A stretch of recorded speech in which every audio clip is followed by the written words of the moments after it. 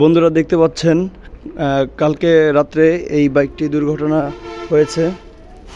দেখুন, এটা হচ্ছে সুজুকি GX-R।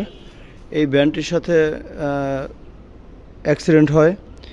গাড়িটি সম্ভবত মোংলা থেকে আসতেছিল, অনেক বেপরোয়া গতিতে গাড়ি চালাইতেছিল।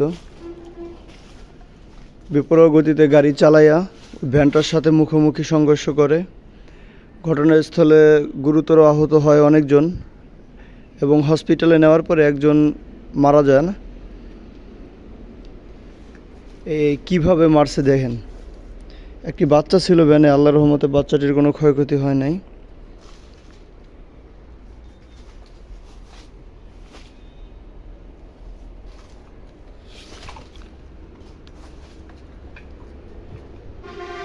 একবারে নতুন গাড়ি, গাড়ির কোনো এখন পর্যন্ত নাম্বার প্লেটও করা হয় নাই।